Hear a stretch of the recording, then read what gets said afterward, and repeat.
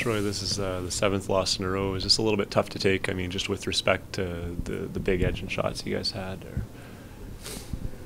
No, not really. I mean, it just depends on how you look at things, you know. Like, this lucky number 7, maybe.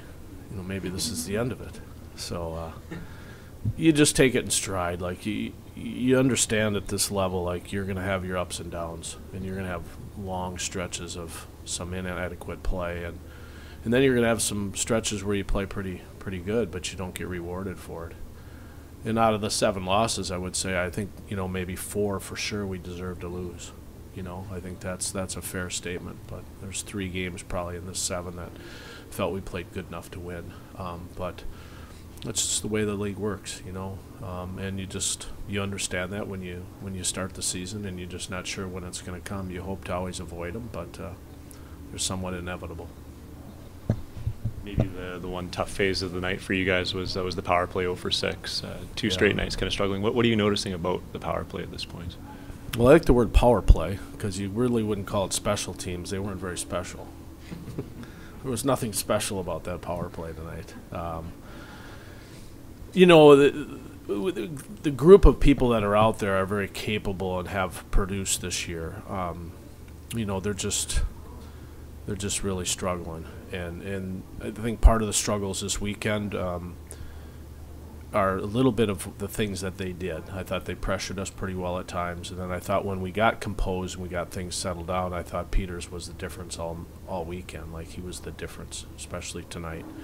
So you got to give him a ton of credit. And really, ironically, if we look back at the season, like at home here, when we've been successful on the power play, we've been able to find a way to, you know, beat certain goalies. And whenever we've struggled at home, we've really gotten, and I don't mean this in a bad way towards our goaltenders, we've just got out-goaltended, like, period.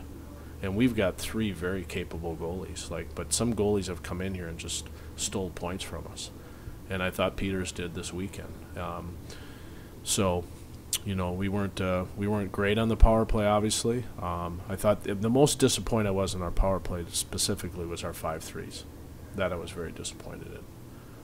But you throw Jonesy in there and you throw new guys in there because they drop down from the NHL, and it's a timing issue, and it's a feeling issue of players out there, you know. And then Ben Street got a bunch of, you know, stitches during the whole second period, missed most of the third period, and get all stitched up to come back out. And he's the guy that scored our last 2 5-on-3 goals. We didn't have him out there, and that was, you know, there's just some timing things that are wrong. So that's part of the process.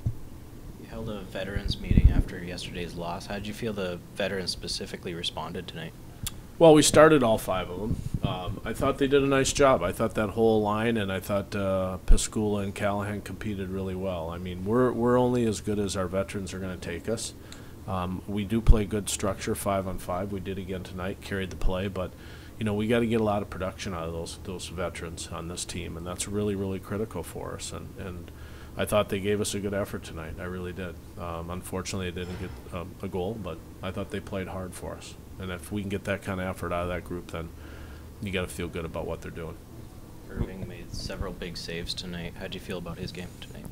Well, that Leland's been sharp since he's been back. You know, I thought that, you know, I thought he was good. I thought he was exceptional in a lot of ways in the Chicago game. Unfortunately, things didn't go right in the shootout for him, but I thought he played well.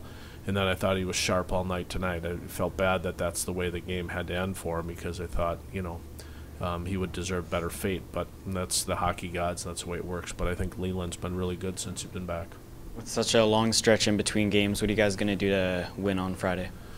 Well, we got to take time off. I don't know, like, the statistics of our trip here, but if you look at the amount of days, and I think 14 games in 24 days, and planes, trains, and automobiles wherever we've been, it's been grueling. And I was probably the most excited I'm about this group all year is based on how hard I thought they competed this weekend. They had every right to cash it in, but they didn't, and they worked really hard. They need Sunday and Monday off. They're going to take 2 full days off.